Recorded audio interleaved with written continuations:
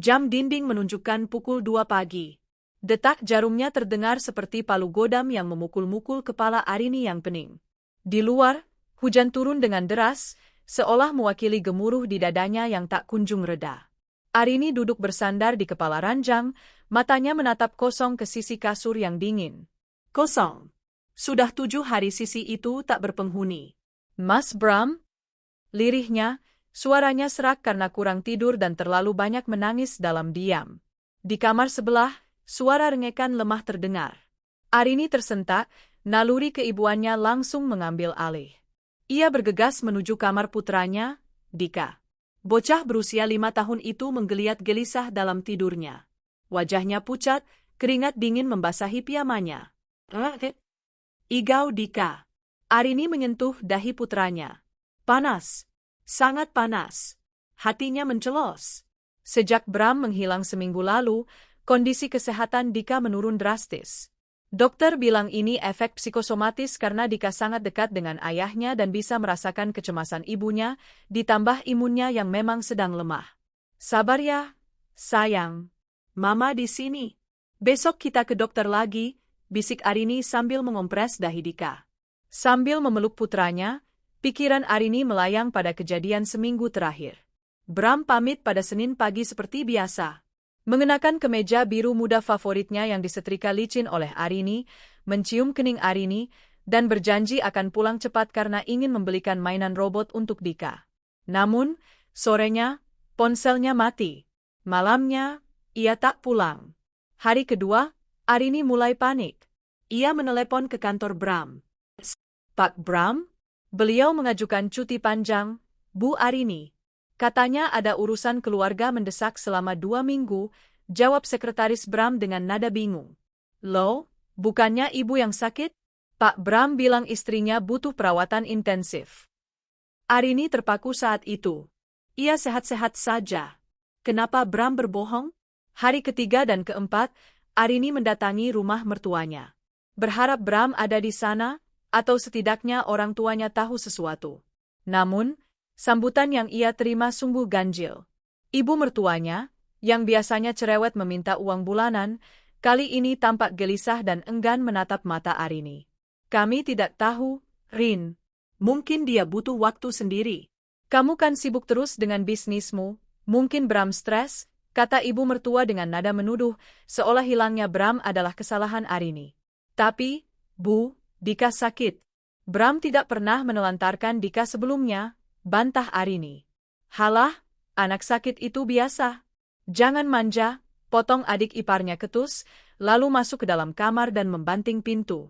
Arini pulang dengan tangan hampa dan hati yang terluka. Ia merasa ada tembok besar yang dibangun oleh keluarga suaminya, menyembunyikan sesuatu darinya. Hari ini, hari ke-7. Arini sudah tidak tahan lagi. Ia merasa seperti orang gila yang mencari jarum dalam tumpukan jerami. Rasa khawatir bahwa Bram mengalami kecelakaan, dirampok, atau bahkan dibunuh menghantuinya setiap detik. Uang di rekening pegangan harian menipis karena Arini belum sempat ke bank, dan token e-banking utama dipegang oleh Bram, karena Arini, dengan bodohnya, mempercayakan manajemen aset keluarga pada suaminya agar Bram merasa dihargai sebagai kepala rumah tangga, meskipun modal utamanya berasal dari warisan orang tua Arini dan bisnis butik Arini. Pagi itu, setelah menitipkan Dika pada pengasuh terpercaya, Arini membulatkan tekad. Wajahnya yang cantik kini terlihat tirus, lingkaran hitam di bawah matanya tak bisa disembunyikan oleh bedak. Ia mengenakan gamis sederhana dan melangkah keluar rumah. Tujuannya satu, Pak RT. Ia butuh surat pengantar. Ia akan melapor ke polisi. Ini sudah termasuk kasus orang hilang. Di rumah Pak RT, Arini berusaha menahan air matanya saat menceritakan kronologinya. Jadi sudah seminggu, Bu Arini, dan keluarga suami tidak ada yang mau bicara, tanya Pak RT prihatin. Benar, Pak. Saya takut terjadi hal buruk pada Mas Bram. Saya takut dia dicelakai orang, suara Arini bergetar. Pak RT mengangguk, segera mengetik surat pengantar. Ini, Bu. Silakan dibawa ke polsek. Semoga Pak Bram segera ketemu. Arini menerima kertas itu dengan tangan gemetar. Terima kasih, Pak. Ia berjalan keluar dari rumah Pak RT menuju mobilnya. Matahari bersinar terik, kontras dengan hatinya yang mendung. Ia sudah siap menyalakan mesin mobil untuk menuju kantor polisi ketika ponsel di tasnya bergetar panjang. Ada pesan masuk. Dari Sinta, sahabat lamanya. Arini membuka kunci layar ponselnya. Pesan itu berisi sebuah foto dan teks singkat. Jantung Arini berhenti berdetak sesaat. Di layar ponsel itu, terpampang foto yang diambil secara candid, sembunyi-sembunyi. Foto seorang pria yang sangat ia kenal punggung dan postur tubuhnya. Pria itu mengenakan kaos santai, kaos yang dibelikan Arini bulan lalu. Pria itu sedang mendorong kursi roda di lorong sebuah rumah sakit. Di atas kursi roda itu, duduk seorang wanita hamil besar. Pria itu menunduk, menatap wanita itu dengan tatapan yang dulu selalu ia berikan pada Arini. Tatapan penuh cinta dan kekhawatiran. Arini membaca teks di bawah foto itu dengan napas tertahan. Sinta, Rin tolong jangan kaget. Aku lagi jenguk saudaraku di RSIA Kasih Bunda. Aku lihat suamimu, Bram. Ya, dia lagi nungguin istrinya yang mau melahirkan. Aku yakin itu Bram, Rin. Tapi wanitanya bukan kamu. Dunia Arini berputar. Langit seakan runtuh menimpanya. Bram tidak hilang. Bram tidak diculik. Bram tidak celaka. Dia ada di rumah sakit. Menunggu, istrinya, melahirkan. Jari Arini gemetar hebat saat ia menzoom foto wanita di kursi roda itu. Meski foto itu diambil dari samping, Arini mengenali profil wajah itu. Hidung itu, bentuk dagu itu. Itu bukan orang asing. Laras, desis Arini, suaranya tercekat di tenggorokan. Laras, adik sepupunya sendiri. Gadis yang sudah dianggapnya seperti adik kandung. Gadis yang yatim piatu yang biaya kuliahnya ditanggung penuh oleh Arini. Gadis yang sering menginap di rumah mereka dan sering Arini minta tolong untuk menemani Bram jika Arini sedang dinas luar kota. Air mata yang sejak tadi ditahan Arini akhirnya tumpah, bukan karena sedih, tapi karena rasa sakit yang menghunjam ulu hati. Rasa mual yang hebat menyerangnya. Arini tertawa getir di dalam mobilnya yang sunyi, air mata membasahi pipinya. Selama aku menangis, berdoa, dan hampir gila memikirkan keselamatanmu, Mas, kamu sedang bersiap menjadi ayah dari anak adikku sendiri. Ingatan Arini berputar cepat. Potongan-potongan puzzle yang selama ini berserakan mulai menyatu. Laras yang tiba-tiba mendapat beasiswa ke luar kota 6 bulan lalu dan jarang berkunjung. Bram yang sering dinas luar kota di akhir pekan. Mertuanya yang bersikap dingin, mereka pasti tahu. Mereka semua tahu. Mereka menipu Arini. Mereka memakai uang Arini untuk membiayai perselingkuhan ini. Dan sekarang, saat anak kandung Bram, Dika, sedang sakit keras memanggil ayahnya, Bram malah sibuk menyambut kelahiran anak haram hasil pengkhianatan dengan saudara Arini sendiri. Arini meremas surat pengantar dari Pak RT hingga remuk. Polisi tidak diperlukan lagi, bisik Arini. Matanya yang tadi sendu kini berubah menjadi nyalang, dingin, dan tajam. Kesedihan itu menguap, digantikan oleh bara api amarah yang menyala diam-diam. Arini menyeka air matanya kasar. Ia menatap pantulan dirinya di kaca spion. Wanita lemah yang menangis 7 hari terakhir itu sudah mati. Kalian pikir bisa membodohiku dan hidup bahagia di atas penderitaanku dan anakku. Arini menyalakan mesin mobil. Ia tidak jadi ke kantor polisi. Ia memutar setir, mengarah ke rumah sakit ibu dan anak Kasih Bunda. Baiklah, Mas Bram. Kalau kamu mau bermain api, aku akan membakar habis ladangnya sekalian, gumam Arini sambil menginjak pedal gas. Mobil melaju membelah jalanan ibu kota, membawa seorang istri yang terluka parah, menuju awal dari sebuah pembalasan dendam yang tak akan pernah mereka lupakan. RSIA Kasih Bunda berdiri megah dengan cat dinding berwarna pastel yang lembut, menyiratkan kebahagiaan dan harapan baru. Namun, bagi Arini yang baru saja memarkir mobilnya di area basement yang remang, bangunan ini terasa seperti gerbang neraka. Tangannya masih gemetar saat ia mematikan mesin mobil. Ia meraih kacamata hitam besar dan masker medis dari laci dashboard. Ia tidak boleh dikenali. Belum saatnya. Jika Bram melihatnya sekarang, sandiwara ini akan berakhir terlalu cepat, dan Arini belum siap untuk apa yang akan terjadi selanjutnya. Ia butuh bukti. Ia butuh kepastian yang lebih menyakitkan daripada sekadar foto buram dari Sinta. Arini melangkah masuk ke lobi rumah sakit. Bau antiseptik bercampur aroma samar kopi menyambutnya. Di sekelilingnya, pasangan suami istri berjalan bergandengan tangan, wajah-wajah calon ayah yang cemas namun bahagia, ibu-ibu hamil yang mengelus perut mereka. Pemandangan itu membuat ulu hati Arini nyeri. Dulu, saat hamil Dika, Bram juga begitu. Bram yang siaga, Bram yang lembut. Apakah kelembutan itu sekarang milik wanita lain? Batin Arini perih. Ponselnya bergetar lagi. Sinta mengirim pesan lokasi terkini. Lantai 3. Ruang VVIP Anggrek 01. Mereka baru saja masuk kamar rawat inap. Sepertinya sudah pembukaan lengkap. VVIP. Arini tersenyum sinis di balik maskernya. Kelas VVIP di rumah sakit ini biayanya puluhan juta rupiah. Uang siapa yang dipakai Bram? Gaji Bram sebagai manajer operasional di perusahaan Arini tidak akan cukup untuk membiayai gaya hidup mewah ini tanpa menggerogoti tabungan masa depan Dika. Dengan langkah kaki yang dipaksa teguh, Arini menuju lift. Ia menekan tombol angka 3. Setiap desingan lift yang membawanya naik terasa seperti menghitung mundur waktu kehancuran rumah tangganya. Ting! Pintu lift terbuka.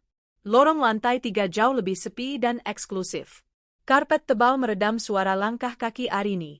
Ia berjalan pelan, matanya menyapu setiap sudut. Jantungnya berdegup kencang, seolah ingin melompat keluar dari rongga dadanya. Di ujung lorong, di depan kamar Anggrek 01, Arini melihatnya. Bram. Pria itu sedang berdiri di depan pintu kamar rawat, berbicara dengan seorang perawat. Bram terlihat lelah namun antusias. Ia tertawa kecil menanggapi ucapan perawat itu. Tawa yang sudah seminggu ini hilang dari rumah mereka. Tawa yang dirindukan Dika yang sedang demam tinggi di rumah. Arini bersembunyi di balik pilar besar dekat Nurse Station. Ia mengeluarkan ponselnya, mengaktifkan mode video, dan menyorotkan lensa kameranya ke arah Bram. Tangannya bergetar, tapi ia memaksakan diri untuk fokus. Dokter bilang mungkin 1 jam lagi. Pak, suara perawat itu terdengar samar namun jelas di telinga Arini yang menajam karena adrenalin. Baik, sus. Tolong pastikan istri saya nyaman, ya. Jangan sampai dia kesakitan. Biaya bukan masalah, berikan yang terbaik, jawab Bram dengan nada otoritatif namun lembut. Istri saya. Kata-kata itu menghantam Arini lebih keras daripada tamparan fisik. Bram menyebut Laras sebagai istri. Sejak kapan? Apakah mereka sudah menikah siri? Perawat itu masuk kembali ke ruangan. Bram menghela napas, lalu merogoh saku celananya, mengambil ponsel. Ia mengetik sesuatu. Di kejauhan, ponsel Arini tetap hening. Bram tidak sedang menghubungi istri sahnya. Ia mungkin sedang mengabari orang lain, mungkin keluarga Laras. Tak lama kemudian, pintu kamar rawat terbuka sedikit. Suara manja yang sangat Arini kenal terdengar memanggil. Mas Bram, masuk dong, jangan di luar terus. Itu suara Laras. Suara adik sepupu yang dulu sering merengek minta dibelikan baju baru pada Arini. Suara gadis polos yang dulu menangis di pelukan Arini saat orang tuanya kesulitan membayar uang semester kuliah. Bram bergegas masuk. Iya, sayang. Mas di sini. Pintu tidak tertutup rapat. Ada celah sekitar 10 cm yang menyisakan pandangan ke dalam. Arini tahu ini gila, tapi kakinya bergerak sendiri mendekat. Ia harus melihat. Ia harus memastikan seberapa dalam pisau ini menancap. Arini berdiri di sisi tembok, mengintip lewat celah pintu. Pemandangan di dalam sana membuat darah Arini membeku. Laras berbaring di ranjang pasien yang mewah, wajahnya berkeringat namun berbinar bahagia. Perutnya buncit besar, siap melahirkan kehidupan baru. Dan Bram sedang duduk di tepi ranjang, menggenggam erat tangan Laras, sesekali mencium punggung tangan itu dan mengusap perut buncit Laras. Sakit banget, Mas? Renget Laras.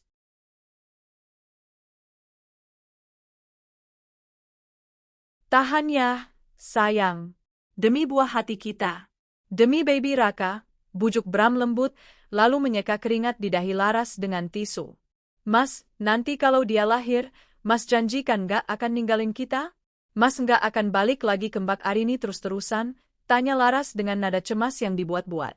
Arini menahan napas. Ia menempelkan ponselnya ke celah pintu, merekam setiap detik pengkhianatan ini. Bram tersenyum menenangkan. SST, jangan ngomong gitu. Kamu tahu kan, aku cuma bertahan sama Arini karena bisnis dan aset-aset itu masih atas nama dia? Aku butuh waktu buat balikin nama semuanya ke aku atau ke kita. Sekarang kan aku udah mulai tarik dananya pelan-pelan buat masa depan kita. Apartemen kamu, biaya lahiran ini, semuanya lancar kan? Laras tersenyum puas. Iya sih, tapi aku sebel kalau Mas harus pulang ke rumah sana. Apalagi Dika sakit-sakitan terus, pasti Mas disuruh ngurusin dia. Dika itu urusan Arini. Dia kan ibunya, dia punya uang, dia bisa bayar dokter mahal. Tugasku sekarang nemenin kamu dan anak kita. Setelah ini, kita akan resmikan pernikahan kita, Ras. Aku janji. Begitu Arini lengah, aku akan ceraikan dia setelah aku pastikan kita nggak keluar rumah dengan tangan kosong. Air mata Arini menetes tanpa suara, membasahi masker yang menutupi wajahnya. Betapa bodohnya dia.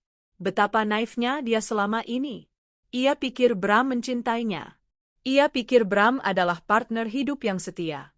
Ternyata, Bram hanyalah parasit yang menunggu inangnya mati perlahan. Dan Laras, adik yang ia besarkan dengan kasih sayang, ternyata adalah ular berbisa yang mematuknya tepat di jantung. Bukan hanya perselingkuhan fisik. Ini adalah perampokan terencana. Mereka menginginkan hartanya, mereka menginginkan kehancurannya, dan mereka tidak peduli pada Dika, darah daging Bram sendiri yang sedang berjuang melawan sakit. Batin Arini, giginya gemeretak menahan amarah yang meledak-ledak. Kamu bilang Dika sakit-sakitan? Kamu bilang aku cuma sapi perah? Ingin rasanya Arini mendobrak pintu itu. Ingin rasanya ia menjambak rambut Laras, menampar wajah Bram, dan berteriak di depan semua staf rumah sakit bahwa pria di dalam sana adalah suaminya yang hilang. Kaki Arini sudah melangkah 1 jengkal ke depan, tangannya sudah terangkat hendak mendorong pintu. Namun, bayangan wajah Dika yang pucat melintas di benaknya. Jika ia melabrak sekarang, apa yang terjadi? Bram akan menyangkal. Bram mungkin akan memukulnya atau memanipulasi situasi. Laras akan berpura-pura menjadi korban, stres, dan bisa saja keguguran lalu menyalahkan Arini. Keluarga besar pasti akan membela Laras yang sedang hamil. Dan yang paling parah, Bram akan tahu bahwa Arini sudah tahu. Bram akan segera mengamankan sisa aset yang belum dia ambil. Bram akan bersiap perang secara terbuka. Sedangkan Arini saat ini tidak punya persiapan. Ia tidak tahu seberapa banyak uang yang sudah diambil Bram. Ia tidak tahu aset mana saja yang sudah dialihkan. Jika ia meledak sekarang, ia hanya akan mendapatkan kepuasan sesaat, tapi kalah dalam perang jangka panjang. Ia akan kehilangan hartanya, dan mungkin hak asuh Dika jika Bram bermain kotor dengan uang curian itu. Tidak, bisik hati kecilnya. Jangan sekarang, Arini. Jangan bodoh. Jadilah wanita cerdas seperti yang selalu kamu banggakan dalam karirmu. Arini menarik kakinya mundur. Tangannya yang mengepal perlahan melonggar, meski kukunya menancap menyakitkan di telapak tangan. Ia menyimpan ponselnya yang masih merekam ke dalam tas. Bukti ini sudah cukup. Rekaman suara Bram yang mengakui niat jahatnya untuk menguasai aset adalah senjata nuklir yang akan Arini ledakkan pada waktunya. Dengan napas tersengal, Arini berbalik. Ia berjalan menjauh dari kamar anggrek 01. Setiap langkah terasa berat seolah ia menyeret bola besi. Suara tawa Laras dan bujukan sayang Bram sayup-sayup menghilang di belakangnya, namun terpatri abadi di memori kebenciannya. Di ujung lorong, Sinta muncul dengan wajah cemas. Sahabatnya itu terkejut melihat Arini. "Rin, kamu ngelabrak mereka?" bisik Sinta panik, memegang bahu Arini. Arini menggeleng lemah. Matanya yang merah menatap Sinta dengan tatapan kosong yang mengerikan. "Enggak, Sin." "Kenapa?" "Itu suamimu, Rin. Dia sama pelakor itu." Sinta geram. "Kalau aku labrak sekarang, mereka cuma akan malu sebentar." Suara Arini terdengar dingin, datar, dan menakutkan. "Aku mau mereka hancur, Sin. Hancur sehancur-hancurnya. Sampai mereka tidak punya tempat untuk berteduh, tidak punya uang untuk makan, dan tidak punya muka untuk menatap dunia." Sinta terdiam, merinding melihat aura gelap yang memancar dari sahabatnya yang biasanya lembut itu. Antar aku ke mobil, Sin. Aku harus pulang. Dika menungguku, kata Arini sambil berjalan tertatih namun pasti menuju lift. Di dalam lift yang turun, Arini menghapus air matanya untuk yang terakhir kali hari itu. Ia merapikan kerudungnya, membetulkan letak kacamatanya. Saat pintu lift terbuka di basement, Arini bukan lagi istri yang mencari suaminya yang hilang. Dia adalah seorang ibu yang akan melindungi anaknya. Dia adalah seorang wanita yang akan mengambil kembali setiap sen haknya. Selamat bersenang-senang dengan kelahiran anak kalian, gumam Arini saat menyalakan mesin mobilnya. Nikmatilah waktu kalian. Karena setelah ini, aku akan menjadi mimpi buruk kalian. Mobil Arini melesat keluar dari rumah sakit, membelah kemacetan Jakarta. Di kepalanya, sebuah rencana besar mulai tersusun rapi. Audit keuangan, pemblokiran akses, pengalihan aset, dan sebuah kado pernikahan yang tak terlupakan. Perang baru saja dimulai. Dan Arini bersumpah, ia yang akan tertawa paling akhir.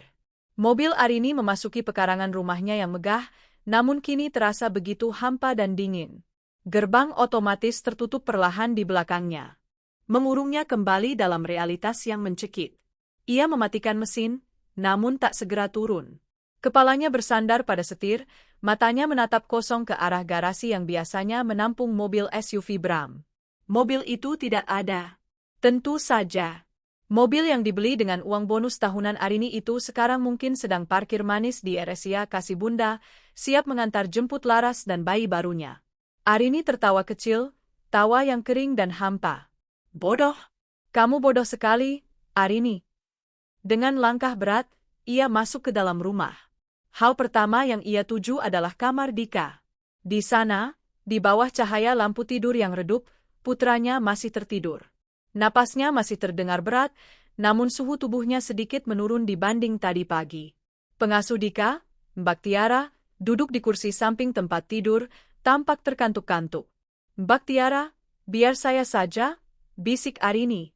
Mbak Tiara terlonjak kaget, lalu mengangguk sopan. Ibu sudah pulang? Mas Dika tadi sempat bangun sebentar, Bu. Nanyain bapak lagi. Rahang Arini mengeras. Bilang apa kamu, Mbak? Saya bilang bapak lagi kerja di luar kota, cari uang buat beli robot, jawab Mbak Tiara polos. Arini mengangguk kaku. Makasih, Mbak. Kamu istirahat saja. Setelah Mbak Tiara keluar, Arini duduk di tepi ranjang. Ia membelai rambut Dika yang lembab oleh keringat. Wajah putranya begitu mirip dengan Bram. Hidung mancung itu, bentuk alis itu. Dulu, kemiripan ini adalah kebanggaan Arini. Sekarang, itu seperti ejekan yang terpampang nyata. Maafin Mama, Dika? Bisik Arini, air matanya menetes jatuh ke selimut Spiderman milik Dika. Mama gagal milih papa yang baik buat kamu. Mama biarin ular masuk rumah kita. Arini mencium kening Dika lama, menyalurkan rasa sakitnya menjadi kekuatan. Tapi Mama janji, sayang, Mama nggak akan biarin hak kamu diambil sedikit pun. Kalau papa kamu nggak mau ngurus kamu, biar Mama yang hancurkan dunia mereka. Arini beranjak keluar dari kamar Dika menuju ruang kerjanya. Ia butuh berpikir jernih. Duduk di kursi kulit empuk di balik meja kerjanya yang besar, pandangan Arini tertumbuk pada deretan foto keluarga yang terpajang di rak buku. Foto pernikahannya dengan Bram 7 tahun lalu. Foto wisuda Laras 3 tahun lalu, di mana Arini, Bram, dan Laras berfoto bersama sambil tersenyum lebar. Di foto itu, Laras memegang buket bunga pemberian Arini, sementara Bram berdiri di tengah, merangkul bahu Arini dan Laras sekaligus. Menjijikkan, desis Arini. Ia mengambil bingkai foto itu. Matanya menelusuri wajah-wajah lain di latar belakang foto wisuda itu.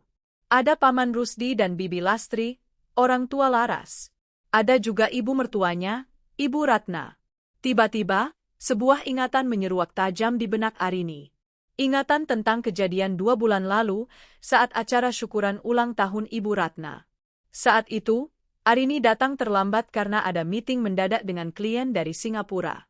Ketika ia sampai di rumah mertuanya, suasana sudah ramai. Arini ingat betul tatapan mereka saat ia masuk. Tatapan yang seketika hening, canggung, dan penuh kode rahasia. Ibu Ratna saat itu sedang duduk di sofa, dan Laras sedang memijat kaki Ibu Ratna. Arini sudah datang, kata Ibu Ratna saat itu, nadanya sedikit kaget. Kirain gak bakal datang, sibuk cari uang terus. Maaf, Bu. Tadi macet dan meetingnya alot, jawab Arini sambil mencium tangan mertuanya. Saat itu, Arini melihat Laras buru-buru membetulkan bajunya yang sedikit longgar. Gamis model baby doll yang menyamarkan bentuk tubuh. Waktu itu Arini berpikir Laras hanya sedang ingin tampil syari. Tapi sekarang ia sadar, gamis itu untuk menutupi perutnya yang mulai membuncit. Dan Bram duduk di sebelah Paman Rusdi, ayah Laras. Mereka sedang tertawa-tawa sambil merokok di teras. Gimana, Bram? Jadi ambil unit yang di Kemang? Tanya Paman Rusdi waktu itu. Arini mendengarnya samar-samar saat hendak mengambil minum. Bram langsung menyikut lengan Paman Rusdi begitu melihat Arini lewat. Nanti kita bahas lagi, ya. Om. Paman Rusdi tersenyum kikuk pada Arini. Nak Arini. Hebat ya, perempuan karir, sukses terus. Arini waktu itu hanya tersenyum sopan. Ia mengira mereka sedang membicarakan investasi properti biasa. Ia bahkan bangga Bram mulai berani berinvestasi. Unit di Kemang. Gumam Arini di ruang kerjanya yang sunyi. Tangannya meremas bingkai foto hingga kaca depannya retak. Kemang. Lokasi apartemen mewah. Jadi, Bram membelikan apartemen untuk Laras di sana? Dan Paman Rusdi, ayah kandung Laras, tahu? Arini melempar bingkai foto itu ke lantai. Prang, pecahan kaca berserakan. Mereka semua tahu. Teriak Arini tertahan. Paman Rusdi, Bibi Lastri, Ibu Ratna, mereka semua bersekongkol. Mereka menutupi kehamilan Laras. Paman Rusdi bahkan membahas apartemen dengan Bram, apartemen yang pasti dibeli pakai uang Arini. Bibi Lastri? Arini teringat wanita yang sering menangis minta bantuan Arini karena hutang rentenir. Bulan lalu aku baru saja melunasi hutangmu 20 juta, BI. Dan ini balasanmu? Kamu biarkan anak gadismu tidur dengan suamiku. Dada Arini naik turun menahan amarah yang membakar. Ia merasa dikepung oleh musuh dalam selimut. Keluarga yang ia bantu, ia angkat derajatnya, kini berbalik menikamnya. Mereka pasti berpikir Arini adalah tambang emas bodoh yang bisa terus dikeruk sementara mereka menikmati hasilnya di belakang punggungnya. Arini menatap brankas kecil yang tersembunyi di balik lukisan abstrak di dinding ruang kerjanya. Hanya dia yang tahu kombinasi kuncinya. Dulu, ia menyimpan dokumen-dokumen penting perusahaan di sana. Tapi ada satu hal yang paling ia sesali sekarang. Surat kuasa. 2 tahun lalu, saat Arini harus menjalani operasi kista dan butuh istirahat total selama 3 bulan, ia menandatangani surat kuasa penuh kepada Bram untuk mengelola beberapa rekening operasional dan aset properti agar bisnis tetap berjalan lancar. Setelah sembuh, karena rasa percaya dan cinta, Arini tidak pernah secara resmi mencabut surat itu di hadapan notaris, meski ia kembali memegang kendali. Ia hanya menyimpannya, berpikir itu formalitas belaka. Bram pasti menggunakan salinan surat itu, pikir Arini cepat. Dia bisa menjual saham, mengagunkan sertifikat tanah, atau menguras deposito tanpa perlu tanda tanganku lagi. Arini segera bangkit, memutar kombinasi brankas. Klik. Pintu besi itu terbuka. Ia mengeluarkan tumpukan dokumen. Sertifikat rumah ini masih aman. BPKB mobil ada. Tapi, buku tabungan deposito berjangka senilai 2 miliar tidak ada di tempatnya. Dan sertifikat tanah warisan ayahnya di Bogor juga lenyap. Tubuh Arini merosot ke lantai. Lemas. Desisnya. Dan tanah di Bogor? Itu bukan sekadar uang. Itu jerih payahnya. Itu masa depan Dika. Bram telah mencurinya. Mencurinya untuk Laras dan keluarga parasit itu. Rasa sedih itu hilang seketika, berganti dengan insting bertahan hidup yang buas. Arini menyeka air matanya kasar. Ia tidak punya waktu untuk meratap. Ia meraih ponselnya. Jam menunjukkan pukul 3.30 pagi. Persetan dengan waktu. Ia mencari kontak bernama Pak Haris, auditor. Haris adalah mantan rekan kerjanya yang kini membuka firma audit independen, terkenal dengan kerjanya yang senyap dan mematikan dalam menelusuri aliran dana gelap. Arini menekan tombol panggil. Nada sambung terdengar 3 kali sebelum suara serak khas orang bangun tidur menjawab. Halo? Arini? Ada apa nelpon jam segini? Darurat? Darurat, Pak Haris. Suara Arini terdengar dingin dan tajam, setajam silet. Saya butuh jasa Bapak. Sekarang juga. Harga berapapun saya bayar. Oke, tenang dulu. Apa kasusnya? Penggelapan pajak perusahaan. Bukan, jawab Arini sambil menatap pecahan kaca foto wisuda Laras di lantai. Penggelapan aset rumah tangga. Suami saya mencuri uang saya untuk membiayai wanita lain dan keluarganya. Saya mau Bapak telusuri setiap rupiah yang keluar dari rekening saya dan rekening perusahaan dalam 1 tahun terakhir. Saya mau buktinya lengkap, hitam di atas putih. Hening sejenak di ujung telepon. Lalu suara Haris terdengar lebih serius dan terjaga. Paham. Kirimkan data akses yang kamu punya.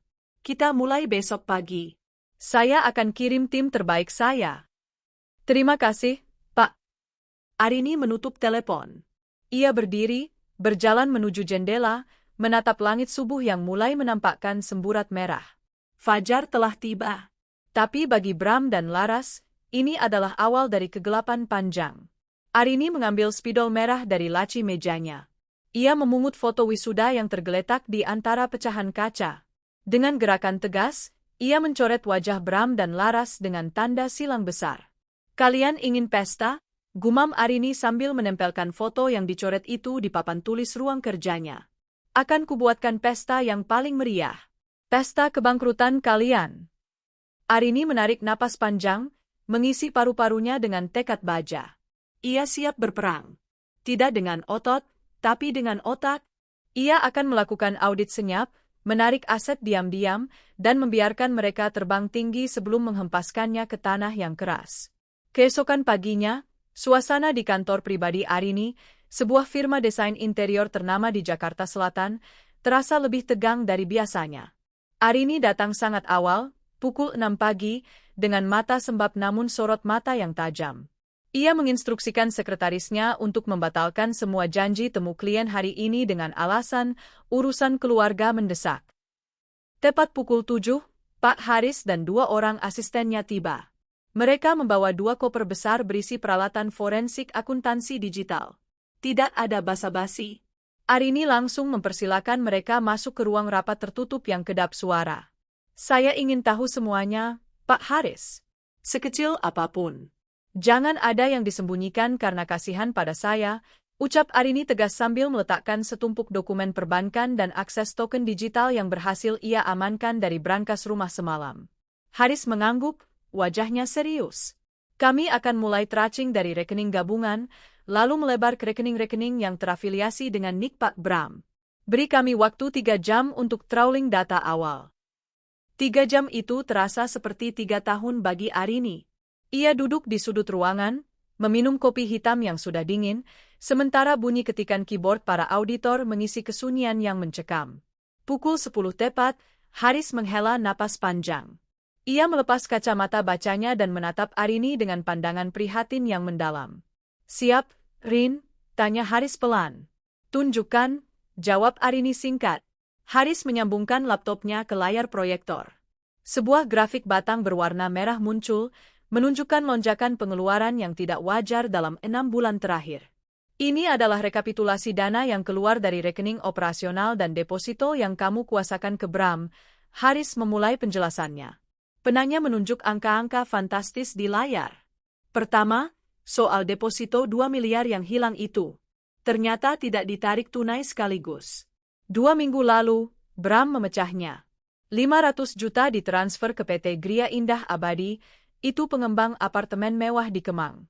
Statusnya down payment unit penthouse. Arini mengepalkan tangannya di bawah meja. Penthouse? Untuk Laras? Sementara Dika minta mainan robot harga 300.000 saja dia bilang, nanti dulu. Masih ada lagi, lanjut Haris, nadanya semakin berat. 1 miliar sisanya ditransfer ke rekening deposito baru. Bukan atas nama Bram, Tapi atas nama? Haris ragu sejenak, menekan tombol enter. Nama itu muncul di layar. Larasati Aeneas. Arini tertawa hambar. Pintar sekali. Dia langsung mengamankan uang itu ke nama pelakornya. Dan sisanya, sekitar 500 juta, habis dalam 3 bulan terakhir untuk transaksi-transaksi ini. Layar berganti menampilkan deretan scan tagihan kartu kredit dan mutasi rekening. RSIA kasih bunda, paket persalinan VVIP Stem Cell Banking, 185 juta rupiah. Frank Ako, cincin berlian solitaire, 85 juta rupiah. Tiffany's Baby, perlengkapan bayi box bayi impor, 45 juta rupiah. Royal Wedding Organizer, deposit paket resepsi Intimate Luxury, 150 juta rupiah. Mata Arini terpaku pada baris terakhir.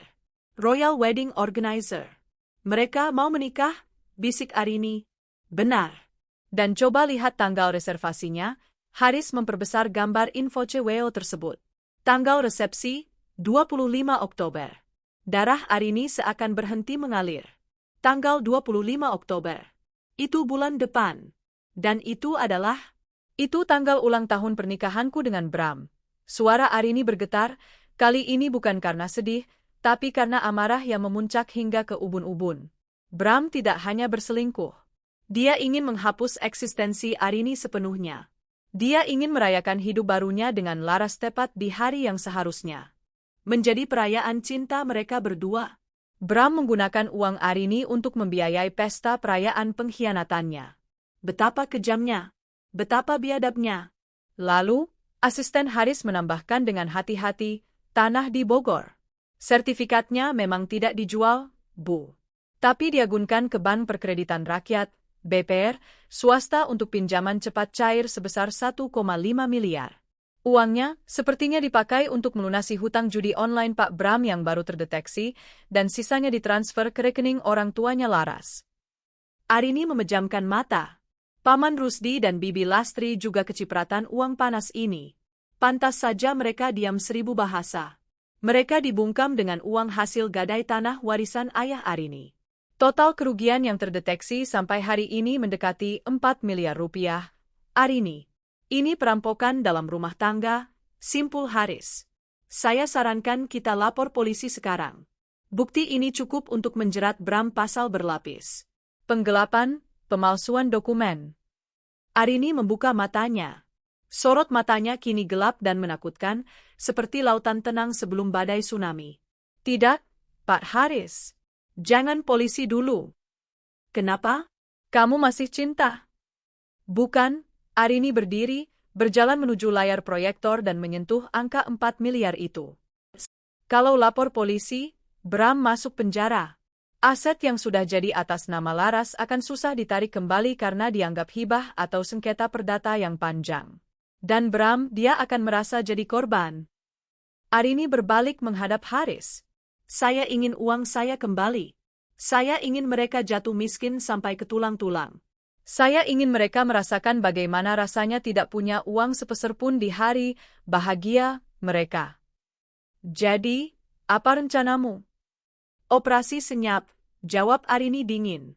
Bram tidak tahu kalau aku tahu. Dia pikir aku masih istri bodoh yang sibuk kerja dan percaya padanya. Kita manfaatkan itu. Arini mengambil spidol papan tulis, mulai menuliskan poin-poin rencana di whiteboard. Blokir akses halus. Buat sistem error pada kartu kredit dan rekening akses Bram secara berkala, jangan sekaligus, biar dia tidak curiga. Likuidasi saham, jual semua portofolio saham yang dipegang Bram, pakai surat kuasa lama yang dia kira sudah hangus tapi sebenarnya masih berlaku secara hukum karena belum dicabut notaris. Sita jaminan, tebus sertifikat tanah Bogor diam-diam. Arini punya dana cadangan warisan ibunya, lalu alihkan nama kepemilikan ke nama Dika, sehingga Bram tidak bisa menyentuhnya lagi. Sabotase pernikahan, biarkan mereka lanjut persiapan pernikahan. Biarkan mereka bayar pelunasan, pakai sisa uang yang mereka pegang. Nanti, di hari H, kita pastikan mereka tidak punya gedung untuk resepsi. Pak Haris, tolong bantu saya urus pengalihan aset. Hubungi teman Bapak di BPR itu, Saya akan lunasi pinjaman Bram hari ini juga, tapi sertifikatnya harus keluar atas nama saya dan langsung dibalik nama ke Dika. Haris tersenyum kagum. Kamu menakutkan kalau sedang marah, Rin. Seorang ibu akan melakukan apa saja untuk anaknya. Pak, uang itu hak Dika. Tidak ada 1 rupiah pun yang boleh jatuh ke anak haram itu. Tiba-tiba ponsel Arini bergetar. Pesan masuk dari Bram lagi. Bram, sayang, gimana Dika? Mas masih meeting alot di Surabaya nih. Doain ya proyeknya tembus, biar bisa belikan Dika mainan mahal. Love you. Arini menatap layar ponsel dengan jijik. Ia mengetik balasan dengan tenang. Arini, amin, Mas. Dika kangen papanya. Jangan lupa jaga kesehatannya. Oh ya, token ban yang Dimas masih aktif kan? Aku mau cek mutasi bulanan rutin, tapi kok error ya? 3 detik kemudian, balasan Bram masuk. Cepat sekali, tanda dia panik. Bram, jangan dulu yang. Sistemnya lagi maintenance dari pusat katanya. Nanti aja Mas yang printkan buku tabungannya pas pulang. Kamu fokus jaga Dika aja ya. Arini tersenyum miring. Kena kau. Ketakutanmu adalah senjataku. Ia menoleh pada Haris. Laksanakan, Pak. Mulai hari ini, kita miskinkan mereka pelan-pelan tanpa mereka sadari.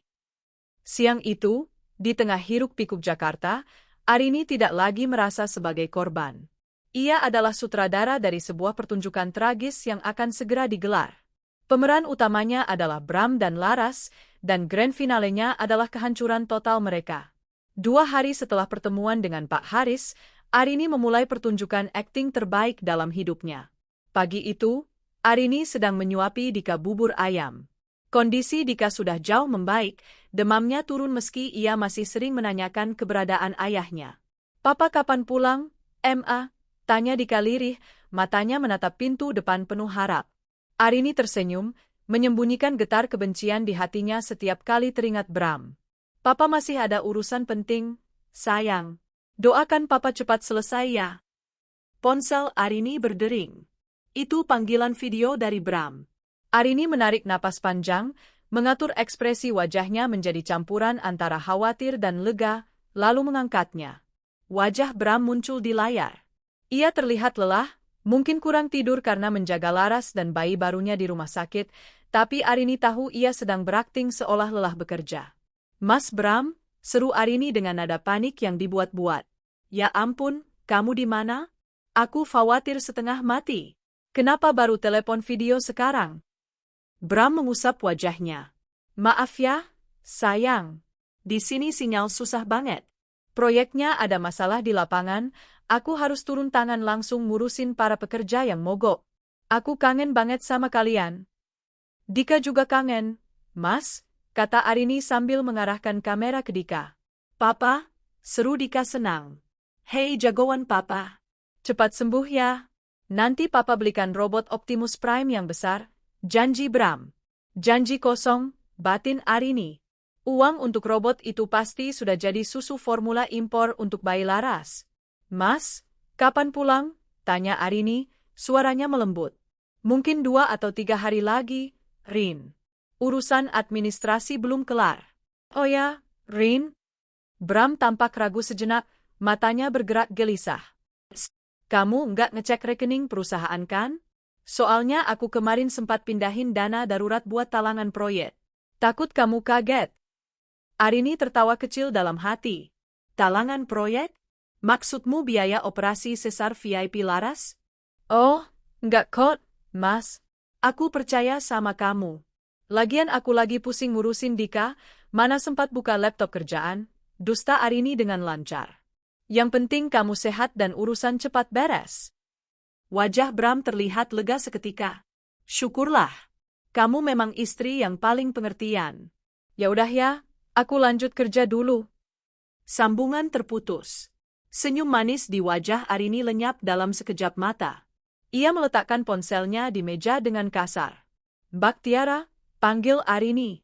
Pengasuh Dika datang tergesa. Ya, Bu. Tolong temani Dika main sebentar. Saya harus ke Bandung sekarang juga. Ada urusan mendesak. Arini tidak pergi ke kantor. Ia meluncur ke sebuah bank swasta di kawasan Sudirman, tempat ia dan Bram menyimpan portofolio saham senilai hampir 3 miliar rupiah. Rekening sekuritas itu atas nama Bram, tapi modalnya 100% dari Arini. Untungnya, surat kuasa yang ia tanda tangani 2 tahun lalu ada di tasnya. Surat sakti yang memberi wewenang penuh pada Arini untuk melakukan tindakan hukum atas aset tersebut jika Bram berhalangan, atau dalam hal ini, Arini akan membuat seolah-olah Bram yang menghendaki penjualan ini melalui kuasanya. Di ruang VIP Bank, Arini ditemui oleh manajer investasi langganannya, Pak Romi. Bu Arini, tumben sekali datang sendiri tanpa Pak Bram. Ada yang bisa dibantu? Sapa Pak Romi ramah. Pak Bram sedang di luar kota, Pak Romi. Ada kebutuhan modal mendesak untuk ekspansi bisnis kami di Kalimantan, Arini berbohong dengan tenang. Ia menyodorkan surat kuasa dan KTP Bram yang ia ambil diam-diam dari laci meja kerja Bram sebelum Bram menghilang. Bram yang ceroboh meninggalkan KTP aslinya dan hanya membawa SIM. Kami ingin melikuidasi seluruh portofolio saham di akun ini. Semuanya. Hari ini juga.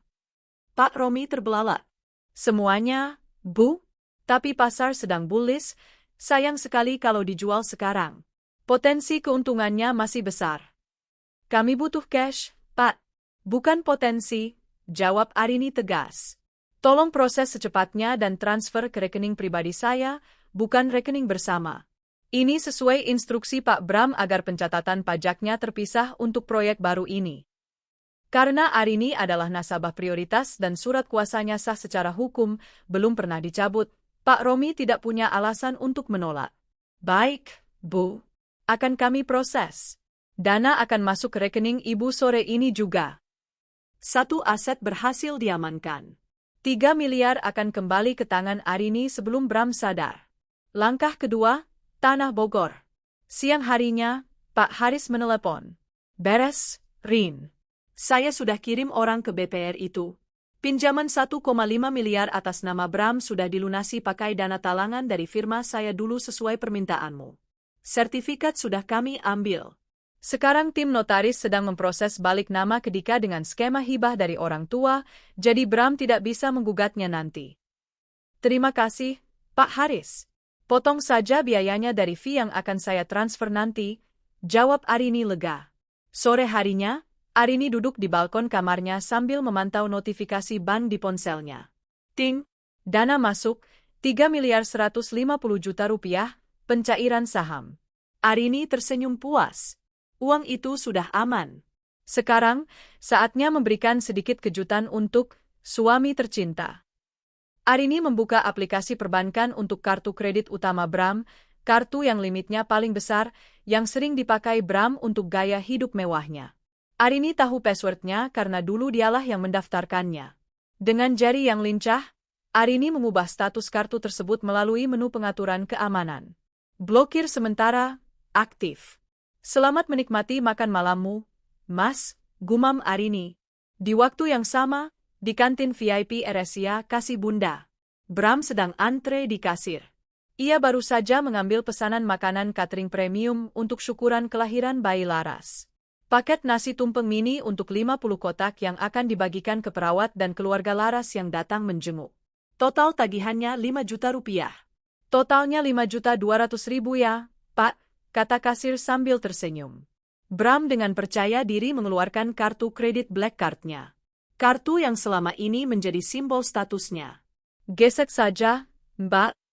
Kasir memasukkan kartu ke mesin EDC. Menunggu sebentar. Beet. Wajah kasir sedikit berubah. Maaf, Pak. Transaksi ditolak. Deadline. Bram mengerutkan kening. Masa sih? Limitnya masih ratusan juta kok. Coba lagi. Kasir mencoba lagi. Beet. Tetap ditolak, Pak. Keterangannya, hubungi bank penerbit. Antrean di belakang Bram mulai panjang. Beberapa orang mulai berbisik-bisik. Wajah Bram memerah karena malu. Ah, sistem banknya kali yang error, gerutu Bram, mencoba menutupi rasa malunya. Ia merogoh dompet, mengeluarkan kartu debit dari bank lain, rekening gajinya. Isinya tidak banyak, tapi cukup untuk 5 juta. Pakai ini saja. Kasir menggesek kartu debit itu. Bet. Saldo tidak mencukupi, Pak? Bram melotot. Hah? Nggak mungkin. Kemarin masih ada 10 juta. Ia lupa. Arini sudah menginstruksikan HRD kantornya, karena Arini adalah pemilik perusahaan, untuk menahan gaji Bram bulan ini dengan alasan audit internal.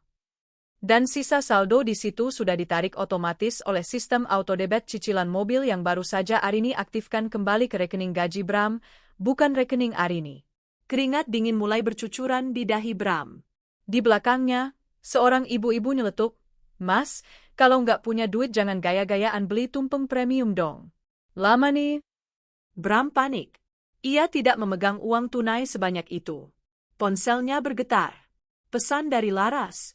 "Mas, mana tumpengnya? Paman dan bibi udah lapar nih nungguin." Bram merasa terhimpit. Dengan tangan gemetar, ia akhirnya menelepon Arini. "Halo, Mas? Kenapa?" Suara Arini terdengar polos di ujung telepon. "Rin, ini. Aduh, aku lagi mau bayar vendor bahan bangunan di lokasi proyek. Kartu kreditku kok nggak bisa ya? Debit juga kosong. Kamu ada mindahin uang atau blokir kartu?" tanya Bram dengan napas tersengal, berbohong lagi soal bahan bangunan. "Ya ampun, Mas. Aku lupa bilang," seru Arini dengan nada kaget yang sangat meyakinkan. "Tadi orang bank telepon, katanya ada aktivitas mencurigakan di kartumu, transaksi besar di toko perhiasan dan perlengkapan bayi. Jadi mereka blokir sementara demi keamanan." "Aku iakan saja, kan kamu lagi di proyek, masa belanja bayi?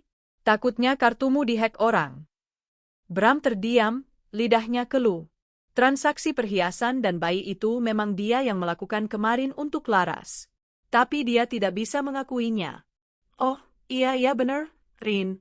Baguslah kamu blokir. "Bahaya itu hacker," kata Bram terbata-bata. "Terus, ini aku butuh dana tunai sekarang.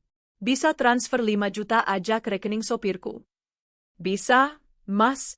Tapi tokennya error dari pagi, aku belum bisa transfer keluar." "Coba kamu pinjam uang kas bon proyek dulu deh." "Maaf ya sayang." Bram mematikan telepon dengan frustrasi. Ia terjebak.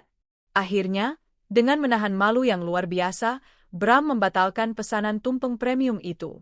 Ia kembali ke kamar rawat Laras dengan membawa 50 bungkus nasi padang sederhana yang ia beli pakai uang tunai sisa di dompetnya. Wajah Laras cemberut saat melihat bungkusan nasi padang. "Kok nasi bungkus sih, Mas?" katanya tumpeng mini. "Ada masalah teknis di cateringnya, yang..." "Udah ini aja dulu, yang penting doa," jawab Bram ketus. Pikirannya kacau balau memikirkan kenapa akses keuangannya tiba-tiba macet semua. Di rumah, Arini meletakkan ponselnya sambil menyesap teh hangat. Ia membayangkan wajah panik Bram dan merasa sangat puas. "Ini baru permulaan, Mas. Tunggu sampai kamu pulang dan menyadari bahwa istana MU sudah kosong melompong." Arini menatap langit sore yang mulai gelap. Operasi senyap tahap pertama sukses besar. Aset utama sudah kembali. Sekarang tinggal menunggu sang aktor pulang untuk memainkan babak drama selanjutnya. Hari ke-10 sejak kepergiannya, Bram akhirnya menampakkan batang hidungnya di rumah. Jam menunjukkan pukul 9 malam saat bel rumah berbunyi. Arini, yang sedang membacakan dongeng untuk Dika, menghentikan ceritanya. Jantungnya berdegup, bukan karena rindu, tapi karena adrenalin. Pertunjukan utama akan segera dimulai. "Biar Mbak Tiara yang buka, Bu," kata pengasuh Dika. "Tidak usah, Mbak. Biar saya saja," cegah Arini. Ia merapikan rambutnya sejenak di depan cermin, memasang senyum, istri yang lega, lalu berjalan menuju pintu utama. Saat pintu terbuka, sosok Bram berdiri di sana. Penampilannya sungguh dramatis. Kemejanya kusut dan ada noda tanah di bagian lengan. Wajahnya dipenuhi brewok tipis yang tidak dicukur berhari-hari, dan matanya terlihat merah. Bau keringat apek menguar dari tubuhnya, bau yang Arini yakini sengaja tidak dibersihkan setelah seharian mengurus kepulangan Laras dari rumah sakit. "Mas Bram?" Arini berteriak histeris, langsung menghambur memeluk suaminya. Pelukan yang terasa dingin dan menjijikkan bagi Arini, tapi harus ia lakukan demi skenario. "Rin?" Bram membalas pelukan itu lemah, menyandarkan kepalanya di bahu Arini. "Maafin aku, Rin. Aku pulang. Arini melepaskan pelukan, menangkup wajah suaminya dengan tangan gemetar. Kamu kenapa berantakan begini, Mas? Kamu sakit? Kamu dari mana saja? Aku takut banget kamu kenapa-kenapa. Bram menunduk, menghindari tatapan mata Arini. Panjang ceritanya, Rin. Aku kena musibah di lokasi proyek. Arini menuntun Bram masuk ke ruang tamu. Duduk dulu, Mas. Aku ambilkan minum. Setelah meneguk segelas air putih dengan rakus, akting yang bagus, pikir Arini, Bram mulai bercerita. Suaranya dibuat parau dan penuh tekanan. Waktu aku sampai di lokasi proyek di pinggiran kota, ternyata ada sengketa lahan dengan preman lokal, Rin. Mereka menyekapku di gudang selama 3 hari. HP-ku disita, dompetku diambil. Aku nggak bisa hubungi siapa-siapa, Bram bercerita dengan wajah memelas. Mereka minta tebusan, tapi aku nggak punya akses ke bank. Akhirnya setelah negosiasi alot, mereka melepaskanku dengan syarat aku harus bayar uang keamanan dalam waktu dekat. Arini mendengarkan dongeng itu sambil menahan rasa ingin muntah. Disekap preman? Padahal jelas-jelas dia sedang memijat kaki Laras di kamar VVIP rumah sakit. Ya Allah, Mas, jahat banget mereka, seru Arini, air mata buaya mulai menggenang di pelupuk matanya. Kenapa kamu nggak lapor polisi? Jangan, potong Bram cepat. Kalau lapor polisi, mereka bakal bakar proyek kita, Rin. Mereka nekat. Kita bisa rugi miliaran kalau proyek itu berhenti. Arini mengangguk-angguk, pura-pura bodoh. Terus sekarang gimana, Mas? Kamu nggak luka kan? Luka fisik enggak, tapi pusing mikirin ancaman mereka. Bram mulai masuk ke inti tujuannya. Ia menggenggam tangan Arini erat. Rin, mereka minta 200 juta tunai. Besok harus diserahkan. Kalau enggak, mereka bakal datang ke sini. Arini menahan napas. 200 juta. Angka yang pas untuk pelunasan gedung resepsi dan catering Laras. 200 juta, Mas? Arini membelalakan mata. Uang tunai sebanyak itu mana ada di rumah? Kan ada di brankas? Atau kamu cairin deposito sebentar? Please, Rin. Ini nyawa taruhannya. Aku nggak mau mereka nyakitin kamu sama Dika. Arini melepaskan genggaman tangan Bram perlahan. Wajahnya berubah menjadi sendu. Mas, soal brankas, isinya sudah kosong. Apa? Bram melonjak kaget, topeng lelahnya retak seketika. Kosong? Kemana uangnya? Perhiasan kamu? Dolar simpanan kita? Arini menunduk, memilin ujung bajunya. Waktu kamu hilang seminggu ini, aku panik, Mas. Dika sakit parah, butuh biaya spesialis. Terus ada supplier butikku yang nagih pembayaran tempo. Karena token bank error terus dan kartu kredit kamu keblokir, aku terpaksa pakai uang cash di brankas dan jual beberapa perhiasan buat nutupin operasional. Rahang Bram mengeras. Wajahnya memerah menahan marah, tapi ia sadar ia tidak boleh marah. Ia baru saja pulang dari penyekapan, ia tidak boleh terlihat terlalu peduli pada uang. Habis semuanya? Tanya Bram dengan suara tercekat. Enggak semuanya sih. Masih ada sisa 50 juta di laci mejakur, jawab Arini. Cuma itu yang ada cash sekarang. Bram mengusap wajahnya kasar. 50 juta. Jauh dari target 200 juta. Tapi 50 juta lumayan untuk bayar DP catering ulang. Sisanya dia harus cari cara lain. Ya sudah, kata Bram pasrah, berusaha terdengar bijak. Enggak apa-apa, yang penting Dika sehat dan urusan butik lancar. Mana uang 50 jutanya? Biar aku amankan buat bayar cicil ke preman itu dulu. Arini beranjak ke kamarnya, mengambil amplop coklat tebal dari laci. Amplop itu berisi uang tunai hasil penjualan tas branded bekas miliknya, bukan dari aset utama yang sudah ia amankan. Ia menyerahkan amplop itu pada Bram. Ini, Mas, hati-hati ya. Jangan sampai hilang lagi, pesan Arini penuh arti ganda. Bram menyambar amplop itu dengan mata berbinar. Ia langsung menghitung isinya sekilas. Setidaknya besok Laras nggak ngomel lagi. Makasih ya, sayang. Kamu memang istri yang paling bisa diandalkan, kata Bram, lalu mengecup kening Arini sekilas. Kecupan yang terasa seperti sengatan lebah beracun di kulit Arini. Aku mandi dulu ya, Rin. Badan lengket semua. Saat Bram masuk ke kamar mandi, Arini duduk kembali di sofa. Ia menatap pintu kamar mandi yang tertutup rapat. Bram tidak tahu bahwa 50 juta itu adalah pesangon terakhir. Uang perpisahan. Arini mengambil ponselnya, mengirim pesan pada Pak Haris. Target sudah di rumah. Dia menelan umpannya. Lanjutkan ke tahap 2, eksekusi aset properti. Dari dalam kamar mandi, terdengar Bram bersiul-siul kecil di bawah guyuran shower. Siulan orang yang merasa menang. Siulan orang yang merasa telah berhasil menipu istrinya dan mendapatkan uang segar. Arini tersenyum miring. Bernyanyilah selagi bisa, Mas. Karena sebentar lagi, suara yang keluar dari mulutmu hanyalah tangisan penyesalan. Malam itu, Arini tidur memunggungi Bram. Di sebelahnya, Bram tidur pulas mendengkur, memeluk guling, memimpikan pesta pernikahannya dengan Laras. Sementara Arini terjaga, matanya menatap kegelapan, menyusun kalimat-kalimat yang akan ia tuliskan di kartu ucapan untuk kado kelahiran anak Laras nanti. Kado yang akan mengubah tangis bayi menjadi jeritan horor bagi kedua orang tuanya. 3 hari setelah Bram pulang, suasana rumah tampak normal di permukaan, namun menyimpan bara api di dalamnya. Bram sering keluar rumah dengan alasan mengurus sengketa lahan dengan preman, padahal Arini tahu ia sedang sibuk mempersiapkan pernikahan. Pagi itu, Bram terburu-buru berangkat. Ia bilang harus bertemu pengacara. Saking terburunya, ia meninggalkan tas kerjanya di ruang tamu saat kembali ke kamar untuk mengambil dasi. Kesempatan emas. Arini, yang sedang pura-pura menyiram tanaman di teras, segera masuk begitu Bram naik ke lantai 2. Dengan gerakan cepat dan senyap, ia membuka tas kerja kulit milik Bram. Isinya berantakan.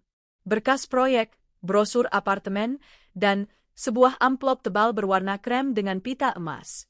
Jantung Arini berdegup kencang. Ia membuka amplop itu. Di dalamnya terdapat sebuah kartu undangan hardcover yang sangat mewah. Wangi melati menyeruak saat kartu itu dibuka. The Wedding of Bramantio Larasati.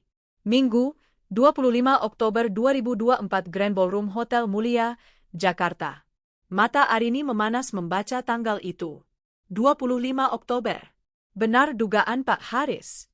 Itu adalah tanggal ulang tahun pernikahannya dengan Bram yang ke-8. Betapa sakitnya. Bram memilih tanggal itu bukan tanpa alasan. Ia ingin menggantikan kenangan pernikahan lamanya dengan yang baru. Menghapus Arini dan menggantinya dengan Laras di tanggal yang sama. Arini membalik kartu undangan itu. Ada daftar, turut mengundang. Keluarga BPK Rusdi A. Ibu Lastri, orang tua Laras. Keluarga Ibu Ratna, Ibu Bram. BPK RT RW setempat. Tidak ada nama keluarga Arini. Tentu saja. Ini adalah pesta rahasia di atas penderitaan Arini. Arini dengan cepat memotret undangan itu dari berbagai sisi sebagai bukti. Ia lalu mengembalikannya ke dalam tas Bram persis seperti semula. Saat Bram turun tangga, Arini sudah kembali ke teras, menyenandungkan lagu dengan tenang sambil menyemprot daun anggrek. Aku berangkat ya, Rin. Doakan urusan sama pengacara lancar, pamit Bram sambil membetulkan dasinya. Hati-hati, Mas. Semoga urusannya cepat selesai, jawab Arini dengan senyum manis yang mematikan. Siang harinya, Arini mendapat notifikasi dari tracker GPS mobil Bram. Mobil itu berhenti di sebuah mal mewah di Jakarta Pusat. Bukan di kantor pengacara. Arini segera membuka aplikasi CCTV yang terhubung ke kamera dashboard mobil yang ia pasang diam-diam seminggu lalu saat mobil itu di bengkel langganan Arini. Di layar ponsel, terlihat Bram sedang berjalan bergandengan mesra dengan Laras. Laras sudah keluar dari rumah sakit, tampak segar meski jalannya masih pelan pasca operasi. Mereka masuk ke Motorcar, toko perlengkapan bayi premium. Arini memasang earphone, mendengarkan percakapan mereka lewat penyadap suara di dalam kabin mobil yang merekam saat mereka tadi berbincang sebelum turun. Mas, aku mau stroller yang itu loh. Yang kayak dipakai artis-artis. Harganya cuma 25 juta kok, renget Laras. Mahal banget, yang. Uang 50 juta dari Arini itu kan jatah buat pelunasan gedung hotel, keluh Bram. Ih, Mas pelit. Kan anak kamu juga. Lagian Mas bilang mau jual mobil CR-V Mas kan? Talangin dulu dong pakai uang yang ada. Nanti kalau mobil laku, baru bayar gedung. Masa anak kita naik stroller murah? Malu sama teman-teman arisanku. Bram terdengar menghela napas. Ya udah, iya, kita beli. Tapi nanti kamu janji ya jangan minta macam-macam lagi sampai mobil laku. Arini mengepalkan tangannya. Mobil saya? Itu mobil atas nama perusahaan Arini. Bram mau menjualnya? Tidak semudah itu, Ferguso, gumam Arini. Arini segera menelepon bagian keuangan kantornya. Mbak Dini, tolong blokir corporate credit card yang dipegang Pak Bram sekarang juga. Alasan, indikasi penyalahgunaan. Dan satu lagi, laporkan mobil CR-V hitam plat B1980 BRM ke pihak leasing sebagai unit yang dibawa kabur, minta mereka kunci GPS-nya dan matikan mesin jarak jauh kalau bisa. Baik, Bu Arini. Di dalam toko bayi, Laras sedang kegirangan mencoba stroller mewah berwarna navy. Ia sudah membayangkan betapa kerennya ia mendorong kereta bayi itu saat arisan nanti. Bungkus yang ini ya, Mbak, sama car seat-nya sekalian, kata Bram dengan gaya bos besar. Total belanjaan, Rp32.500.000. Bram mengeluarkan kartu kredit perusahaan. Ia yakin kartu ini aman karena Arini jarang mengeceknya dan biasanya dipakai untuk entertain klien. Kasir menggesek kartu. Beat. Maaf Pak, declined. Wajah Bram pucat. Lagi? Coba lagi, Mbak. Ini limitnya unlimited loh. Kasir mencoba lagi. Hasilnya sama. Ditolak oleh bank penerbit, Pak. Kartu diblokir. Laras mulai cemberut. Mas, kok malu-maluin lagi sih? Kemarin tumpeng, sekarang stroller. Kamu niat beliin gak sih? Suaranya mulai meninggi, menarik perhatian pengunjung lain. Bram panik. Ia tidak mau Laras marah dan stres, bisa mempengaruhi asinya. Gengsinya juga dipertaruhkan. Sebentar, sayang. Kartu kantor mungkin lagi audit, Bram beralasan.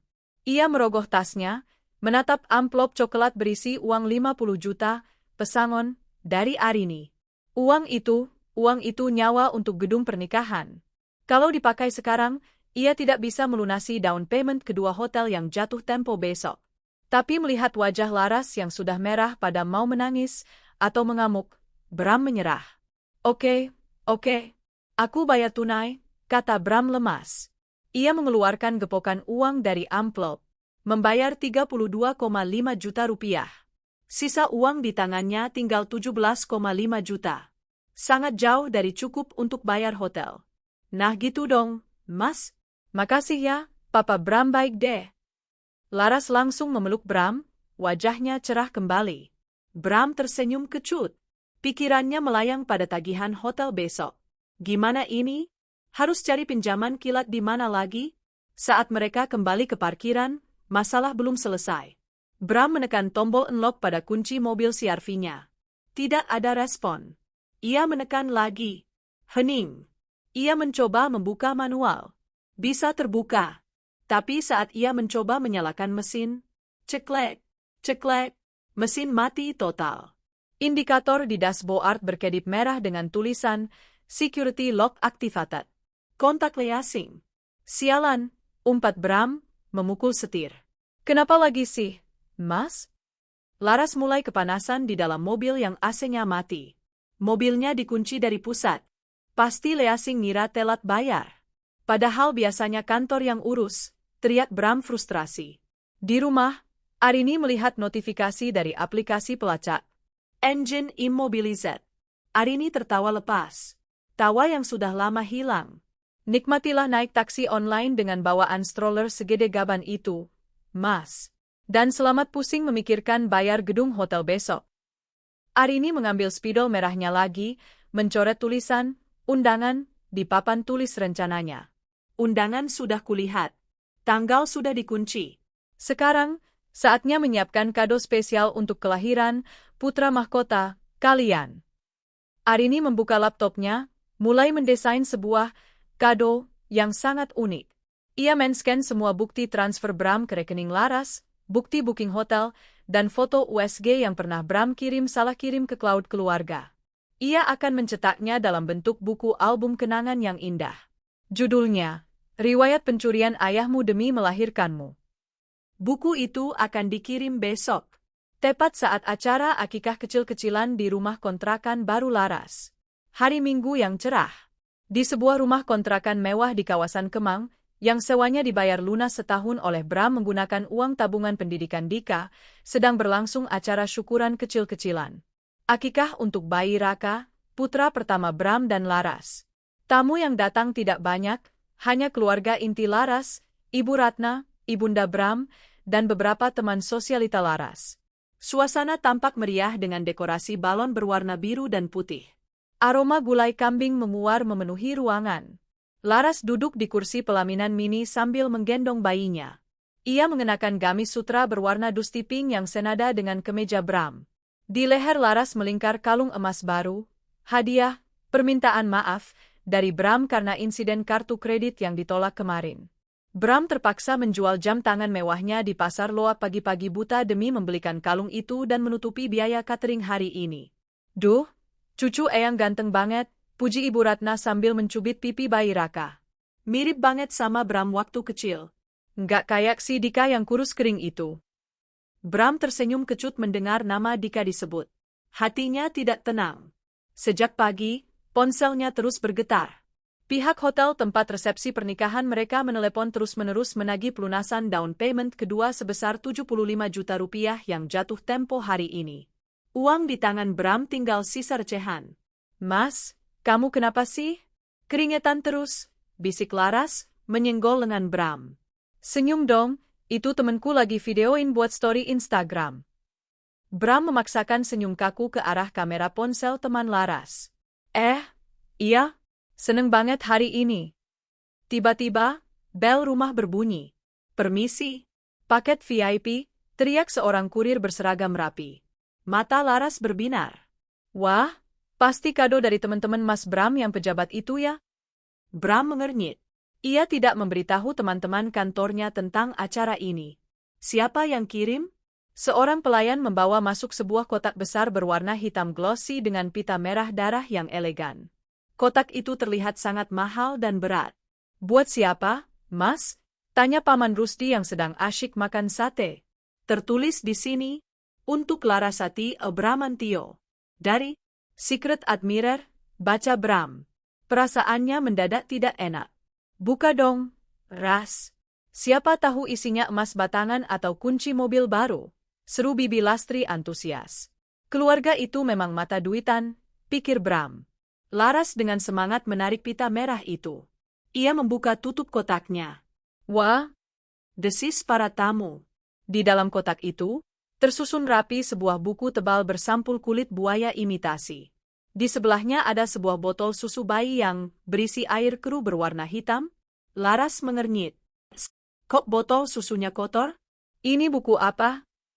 Judul buku itu tercetak dengan tinta emas yang menyilaukan. The Sins of the Father, Riwayat Pencurian Ayahmu Demi Melahirkanmu. Jantung Bram berhenti berdetak. Ia mengenali jenis font itu. Itu font favorit Arini untuk presentasi desain. Mas, ini apa? Tangan Laras gemetar. Sebelum Bram sempat mencegah, Laras sudah membuka halaman pertama. Halaman 1, foto bukti transfer 500 juta rupiah ke pengembang apartemen ini. Keterangan, uang deposito pendidikan Dika yang dicuri tanggal 12 Maret. Halaman 2, struk pembayaran Resia kasih Bunda 185 juta rupiah. Keterangan, uang operasional butik Arini yang digelapkan tanggal 5 September. Halaman 3, foto struk pembelian cincin berlian Laras struk stroller kemarin. Keterangan, dibayar menggunakan uang, pesangon, dari kebohongan diculik preman. Dan di halaman terakhir, terpampang sebuah surat tagihan besar berwarna merah. Total hutang Bramantio kepada Arini, 4.350 juta rupiah, 4.350 juta rupiah. Jatuh tempo, segera, atau aset akan disita. Laras menjerit histeris, melempar buku itu ke lantai. Ruangan menjadi hening. Musik lulabi yang diputar di latar belakang terdengar ironis. Ibu Ratna memungut buku itu dengan tangan gemetar. Wajah tuanya memucat saat melihat rincian angka-angka di sana. Bram? Suara Ibu Ratna bergetar. Ini benar? Kamu pakai uang Arini buat semua ini? Kamu bilang ini uang hasil investasi saham kamu. Paman Rusdi ikut nimbrung, wajahnya merah padam. Jadi apartemen ini, mobil yang kita pakai, itu uang curian? Bram, kamu nipu kami. Bram merasa disudutkan. Keringat dingin mengucur deras di pelipisnya. Ia melihat tatapan jijik dari teman-teman Laras yang mulai berbisik-bisik dan merekam kejadian itu diam-diam. Enggak, itu bohong, sangkal Bram panik. Itu pasti kerjaan orang iseng. Arini itu cuma cemburu. Dia memalsukan data. Memalsukan gimana? Teriak Laras sambil menangis. Ini ada bukti transfer dari rekening dia ke rekening kamu, Mas. Tanggalnya jelas. Jamnya jelas. Bayi Raka mulai menangis kencang, merasakan ketegangan ibunya. Bram berusaha memeluk Laras, tapi Laras menepisnya kasar. Jangan sentuh aku. Mas, kamu bilang kamu kaya. Kamu bilang perusahaan itu punya kamu juga. Ternyata kamu cuma maling duit istrimu. Dengerin dulu, Ras.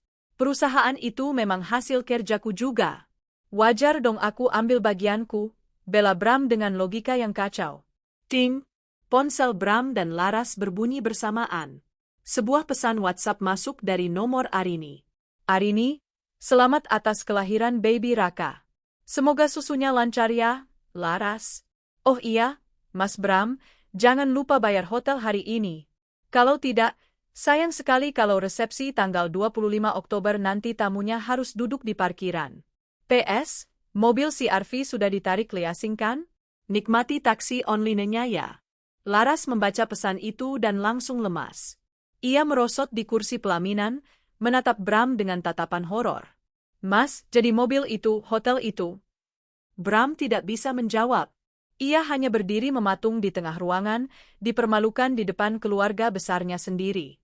Topeng, suami sukses, yang ia pakai selama ini hancur berkeping-keping. Bubar? Acaranya bubar, usir Paman Rusdi kepada para tamu undangan, malu setengah mati. Satu persatu tamu pulang dengan wajah penuh tanda tanya dan bahan gosip baru yang panas. Setelah tamu pergi, sidang keluarga dimulai. Bram, jelaskan, bentak Paman Rusdi. Aku bisa jelaskan, Om. Ini cuma masalah cash flow sementara. Arini lagi nahan asetku. Nanti kalau aku sudah gugat cerai dan minta gono gini, kita bakal dapat setengah dari harta dia. Kalian tenang aja, bujuk Bram, masih berusaha menjual mimpi. Gono gini gundulmu, seru Bibi Lastri. Kalau buktinya sejelas ini, kamu yang masuk penjara, Bram. Arini itu pinter, dia punya tim pengacara hebat. Laras menangis sesenggukan memeluk bayinya. Terus nasibku gimana? Resepsi nikahku gimana minggu depan? Aku udah sebar undangan ke teman-teman SMA. Bram berlutut di depan Laras. Ras, percaya sama aku. Aku bakal cari pinjaman. Aku bakal lunasin hotel itu besok. Sumpah. Mobil CR-V biarin aja ditarik, nanti aku belikan Pajero buat kamu. Pakai uang siapa? Daun, sindir Ibu Ratna pedas. Wanita tua itu mulai sadar bahwa ia telah salah memihak. Ia telah membuang menantu emas seperti Arini demi anak yang ternyata penipu ulung. Bram terdiam. Di dalam kepalanya, ia memikirkan satu-satunya jalan keluar. Sertifikat rumah ibu. Atau pinjaman online ilegal. Ia harus mendapatkan uang. Arini tidak boleh menang. Sementara itu, di seberang kota, Arini sedang duduk santai di cafe shop favoritnya. Ia menyeruput latte hangat sambil memantau status WhatsApp teman-teman Laras. Salah satu teman Laras baru saja mengunggah video. Kasian banget, lagi akikah malah dikirimin buku utang sama istri sah. Pelakor kena mental. Arini tersenyum tipis. 1 poin untuk tim istri sah. Namun Arini tahu ini belum selesai. Bram adalah tipe orang yang akan nekat jika terpojok. Arini harus bersiap untuk serangan balik. Ia segera menelepon Pak Haris. Pak Haris, pantau terus pergerakan Bram. Kalau dia mencoba menggadaikan aset apapun, atau mengajukan pinjaman atas nama perusahaan, blokir di tempat. Siap, Bu Arini. Oh ya, ada info menarik. Bram baru saja mendaftarkan data dirinya di 3 aplikasi pinjaman online tenor pendek. Arini tertawa kecil. Biarkan saja. Biarkan dia menggali lubang yang semakin dalam. Bunganya akan mencekik dia sebelum aku menyentuhnya. Minggu depan adalah puncaknya. Tanggal 25 Oktober. Di hari itu, Arini tidak akan mengirim kado lagi. Dia akan datang sendiri membawa hadiah terakhir. Minggu, 25 Oktober 2024. Grand Ballroom Hotel Mulia, Jakarta. Lampu kristal raksasa menggantung megah di langit-langit ballroom, membiaskan cahaya keemasan ke seluruh penjuru ruangan. Bunga-bunga mawar putih dan lili segar menghiasi setiap sudut, menciptakan nuansa romantis yang mahal. Di pelaminan yang didesain bak istana kerajaan, Laras duduk tersenyum kaku di samping Bram. Laras mengenakan kebaya rancangan desainer ternama, yang dibayar Bram menggunakan limit terakhir kartu kredit pinjaman online. Wajahnya cantik dengan riasan flawless, namun matanya tidak bisa menyembunyikan kegelisahan. Bram? Bram tampak gagah dalam balutan beskap hitam, namun keringat dingin terus mengucur di balik kerahnya yang ketat. Ponsel di saku celananya bergetar setiap 5 menit. Bukan ucapan selamat, melainkan teror dari debt collector aplikasi pinjaman online yang mulai menagih bunga harian. Senyum, Mas, bisik Laras sambil mencubit paha Bram. Itu ada temen SM aku yang dateng. Jangan bikin malu. Aku senyum, Ras.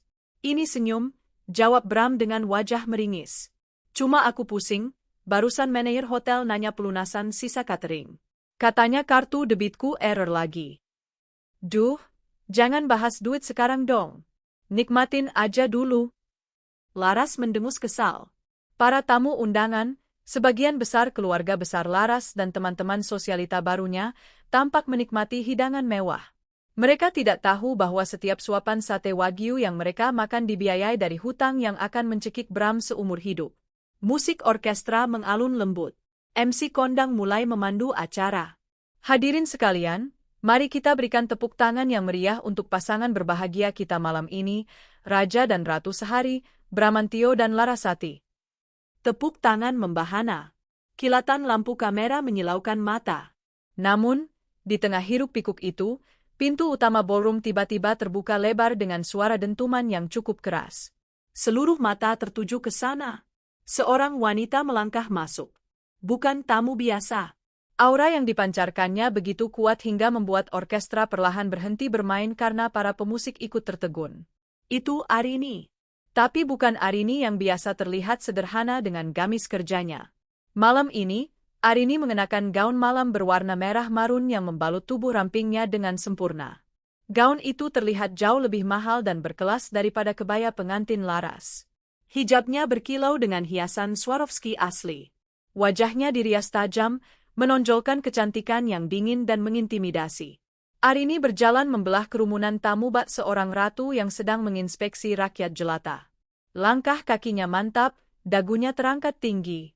Di tangannya, ia tidak membawa tas tangan, melainkan sebuah map tebal berwarna hitam. Itu bukannya istri sahnya Bram, bisik salah satu sepupu Laras. Ya ampun, cantik banget aslinya. Kok Bram malah milih Laras, sahut yang lain. Bram yang duduk di pelaminan langsung berdiri, wajahnya pucat pasi seputih kain kafan. Lututnya gemetar hebat.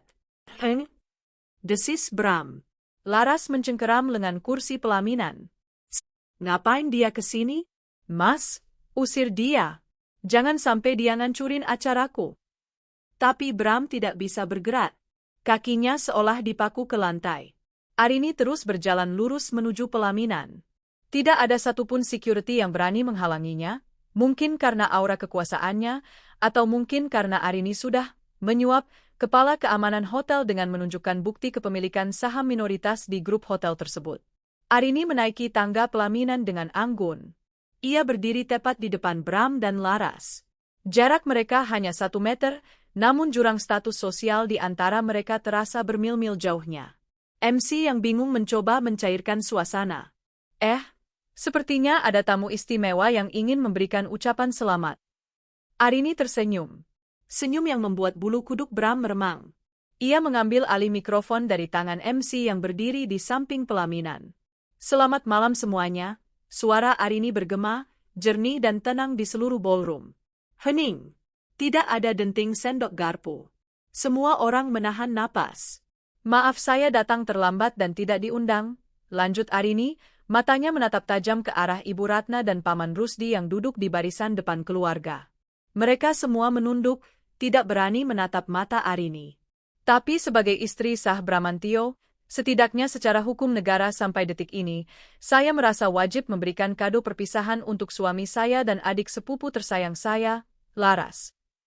Arini menoleh ke arah Laras yang gemetar. Laras, kamu cantik sekali malam ini. Gaun itu harganya 25 juta, kan? Sayang sekali, uangnya diambil dari tabungan operasi anakku, Dika. Gumam kaget terdengar dari para tamu. Hah? Uang operasi anak? Arini beralih menatap Bram. Dan kamu, Mas Bram, pesta ini luar biasa. 25 Oktober. Tanggal yang sama saat kita menikah 8 tahun lalu. Romantis sekali kamu memilih tanggal ini untuk mengkhianatiku. Rin, cukup Rin, kita bicara di rumah. Mohon Bram dengan suara parau, air mata ketakutan mulai menggenang. Rumah? Arini tertawa kecil. Rumah yang mana, Mas? Rumah kita?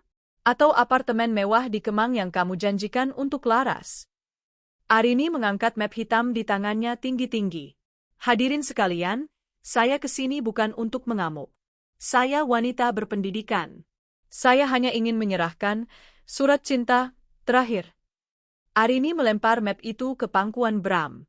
Map itu terbuka, isinya berhamburan keluar. Itu adalah surat penyitaan aset, kata Arini lantang. Apartemen Kemang yang kalian banggakan itu? DP-nya sudah saya tarik kembali karena terbukti menggunakan dana penggelapan perusahaan. Pengembang sudah membatalkan unitnya pagi ini. Wajah Laras berubah biru. Apa? Dan mobil Pajero Sport yang baru kamu pamerkan di parkiran depan tadi, lanjut Arini kejam. Itu mobil sewaan, kan Mas? Sayangnya, Leasing baru saja menariknya 5 menit yang lalu karena kamu menunggak pembayaran sewa pakai KTP palsu. Bram jatuh terduduk di kursi pelaminan. Tamat sudah. Dan satu lagi, Arini menunjuk ke arah pintu masuk. Di luar sana, ada 2 orang petugas kepolisian yang menunggu Mas Bram turun dari panggung. Saya sudah melaporkan penggelapan dana perusahaan sebesar 4,5 miliar rupiah dengan bukti lengkap hasil audit forensik. Suasana ballroom pecah menjadi kekacauan. Ibu Ratna pingsan di tempat duduknya. Paman Rusdi mencoba kabur lewat pintu samping tapi ditahan oleh security. Arini mendekatkan wajahnya ke telinga Bram yang sudah tidak berdaya. Selamat menikmati bulan madu di sel tahanan, sayang. Dan kamu, Laras? Arini menatap perut Laras yang baru melahirkan.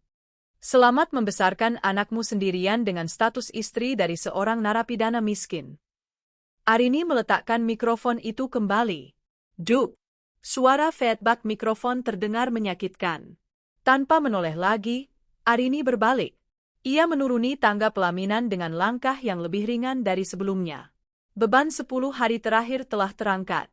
Di belakangnya, Laras menjerit histeris, memukuli dada Bram. Mas, kamu bohong. Kamu bilang kamu kaya. Kamu bilang semuanya aman. Balikin masa depanku, Mas. Tamu-tamu mulai berebut keluar, tidak ingin terlibat masalah hukum. Makanan mewah tersisa tak tersentuh. Dekorasi bunga mawar putih seolah layu seketika menyaksikan tragedi itu. Arini berjalan keluar hotel. Udara malam Jakarta terasa begitu segar. Di lobi, ia berpapasan dengan polisi yang hendak masuk menjemput Bram. Arini mengangguk sopan pada mereka. Silakan, Pak. Orangnya ada di pelaminan. Sedang menangis. Arini masuk ke mobil Alphard jemputannya, mobil barunya sendiri yang dibeli dengan hasil kerja kerasnya yang murni. Ia mengeluarkan ponsel, menelepon rumah.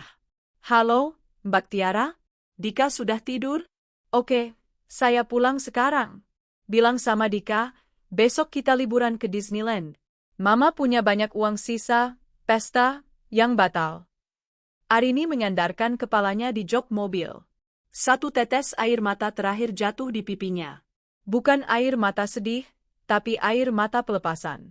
Ia telah membakar habis hutan yang penuh parasit itu, dan kini saatnya menanam benih baru di tanah yang bersih. Di dalam ballroom, pesta pernikahan itu telah berubah menjadi neraka dunia bagi Bram dan Laras. Tok, tok, tok. Suara palu hakim yang diketuk 3 kali menggema di ruang sidang Pengadilan Agama Jakarta Selatan. Suara itu terdengar begitu merdu di telinga Arini, lebih indah dari simfoni manapun. Memutuskan, mengabulkan gugatan cerai penggugat sepenuhnya. Hak asuh anak atas nama Andika Pratama jatuh ke tangan ibu kandung, Arini Kusuma. Tergugat diwajibkan membayar nafkah iddah dan mut'ah sebesar. Hakim terus membacakan putusan, namun Bram sudah tidak mendengarnya lagi. Ia duduk tertunduk di kursi pesakitan, mengenakan rompi tahanan berwarna oranye. Wajahnya yang dulu klimis kini ditumbuhi brewok kasar. Matanya cekung, dikelilingi lingkaran hitam yang dalam. Ia bukan hanya kehilangan istri dan anak. Ia kehilangan kebebasannya. Kasus penggelapan dana perusahaan yang dilaporkan Arini terbukti kuat di pengadilan pidana, dan kini vonis penjara 4 tahun sudah menantinya. Saat sidang ditutup, Arini berdiri dengan anggun. Ia merapikan blazernya, lalu berjalan menuju pintu keluar tanpa menoleh sedikit pun pada mantan suaminya. "Rin, Arini," teriak Bram Parau, mencoba bangkit namun ditahan oleh petugas. "Tolong aku, Rin. Cabut laporannya. Aku janji bakal berubah. Demi Dika, Rin." Arini berhenti sejenak. Ia berbalik perlahan, menatap Bram dengan tatapan datar. Tidak ada lagi cinta, tidak ada lagi benci. Hanya rasa kasihan seperti melihat orang asing yang malang. "Demi Dika," ulang Arini pelan. "Justru demi Dika, aku melakukan ini, Bram. Aku tidak mau dia tumbuh besar melihat ayahnya yang seorang pencuri dan pengkhianat. Nikmatilah waktu istirahatmu di dalam sana. Kamu tidak perlu pusing mikirin cicilan Laras lagi, kan?" Arini tersenyum tipis, lalu melanjutkan langkahnya keluar ruangan, meninggalkan Bram yang meraung-raung memanggil namanya. Sementara itu, di sebuah rumah petak sempit di pinggiran Jakarta yang kumuh, tangis bayi Raka memecah keheningan siang yang panas. Kipas angin tua berdecit-decit, tak mampu mengusir hawa gerah yang menyesakkan. Laras duduk di lantai beralaskan tikar tipis, mengaduk-aduk kaleng susu yang sudah kosong. "Habis lag," gumamnya frustrasi. "Pakai apa aku beli susu? Uang sisa jualan cincin kawin kemarin udah habis buat bayar kontrakan." "Laras," teriak Bibi Lastri dari dapur yang menyatu dengan ruang tamu. "Anakmu nangis terus tuh. Berisik. Ibu mau tidur siang aja susah." Laras menatap ibunya dengan nanar. Ibunya, yang dulu memuja-muja Bram saat Bram masih terlihat kaya, kini menjadi orang pertama yang mencaci makinya setiap hari. Paman Rusdi sudah kabur entah kemana karena dikejar debt collector pinjaman online yang ternyata menggunakan datanya sebagai penjamin hutang Bram. "Bu, minta uang dong buat beli susu Raka," pinta Laras memelas. "Uang? Uang dari mana?" bentak Bibi Lastri. "Gara-gara kamu dan suamimu yang bodoh itu, kita diusir dari rumah lama. Semua barang disita. Coba dulu kamu nggak gatel godain suami sepupumu, hidup kita masih enak dibayarin Arini." Kata-kata itu menampar Laras. Penyesalan itu datang terlambat, tapi menghantamnya bertubi-tubi setiap detik. Dulu ia punya segalanya. Kuliah dibiayai, baju bagus, makan enak, masa depan cerah. Arini memberikannya semua itu dengan tulus. Tapi keserakahan membuatnya buta. Ia menginginkan apa yang dimiliki Arini, dan sekarang, ia kehilangan segalanya. Laras menatap layar ponselnya yang retak. Di Instagram, ia melihat postingan terbaru Arini. Foto Arini dan Dika sedang tertawa lepas di depan kastil Disneyland Tokyo. Wajah mereka bersinar, bahagia, dan sehat. Dika memegang boneka robot besar, dan Arini mengenakan mantel musim dingin yang elegan. Caption, "Bahagia itu sederhana. Cukup bersama orang-orang yang tulus mencintaimu, tanpa drama, tanpa dusta. Goodbye masa lalu, hello masa depan." Laras menangis. Ia menekan tombol like dengan tangan gemetar, lalu memblokir akun Arini. Ia tidak sanggup melihat kebahagiaan itu. Kebahagiaan yang seharusnya bisa ia nikmati juga sebagai adik, jika saja ia tidak memilih menjadi musuh. Tiba-tiba pintu kontrakan digedor keras. Bayar hutang. Kelor. Suara debt collector. Laras memeluk bayinya erat-erat, meringkuk di sudut ruangan. Istana pasir yang ia bangun dengan air mata kakaknya kini telah runtuh, menimbunnya dalam penderitaan yang tak berujung. 6 bulan kemudian, Arini duduk di ruang kerjanya yang baru, yang jauh lebih besar dan nyaman. Bisnis desain interiornya semakin meroket setelah ia memegang kendali penuh tanpa campur tangan Bram. Klien-klien besar berdatangan, terkesan dengan ketegaran dan profesionalismenya. Bu Arini, ada kiriman surat dari lembaga pemasyarakatan, kata sekretarisnya, meletakkan sebuah amplop lusuh di meja. Arini menatap amplop itu. Tulisan tangan Bram. Ia tidak membukanya. Ia tidak ingin tahu apakah isinya permohonan maaf, permintaan uang, atau sekadar curahan hati. Baginya, bab buku itu sudah selesai. Tidak perlu dibaca ulang. Arini mengambil amplop itu, lalu menjatuhkannya ke dalam mesin penghancur kertas di samping mejanya. Kreret! Suara kertas yang hancur menjadi serpihan kecil terdengar melegakan. Pintu ruangan terbuka. Dika berlari masuk, mengenakan seragam sekolah barunya. Wajahnya gemuk dan pipinya merah merona, tanda kesehatan yang pulih total. Dika, anak ganteng mama sudah pulang, sambut Arini, merentangkan tangan. Dika melompat ke pelukan ibunya. Tadi Dika dapat nilai 100 ulangan matematika. Wah, hebat. Mau hadiah apa? Nggak mau apa-apa, Dika cuma mau makan es krim sama mama berdua, jawab Dika polos. Arini tersenyum, matanya berkaca-kaca karena haru. Tuhan mengambil satu pengkhianat dari hidupnya, tapi menggantinya dengan kebahagiaan yang jauh lebih besar. Dika adalah hartanya yang sesungguhnya. Harta yang tidak akan pernah bisa dicuri oleh siapapun. Ayo, kita beli es krim yang paling besar, kata Arini sambil menggandeng tangan putranya. Mereka berjalan keluar kantor, menyongsong matahari sore yang hangat. Arini tidak pernah menoleh ke belakang lagi. Ia tahu, di belakang sana hanya ada puing-puing masa lalu yang sudah tak berarti. Bram dan Laras mungkin masih ada di suatu tempat, bergumul dengan lumpur yang mereka ciptakan sendiri. Tapi Arini sedang berjalan di atas jalanan berbunga yang ia tanam dengan ketabahan dan keberanian. Balas dendam terbaik bukanlah menghancurkan musuh dengan tangan sendiri, melainkan menjadi begitu bahagia dan sukses hingga keberadaan musuh tidak lagi relevan. Dan hari ini, Arini telah memenangkan segalanya.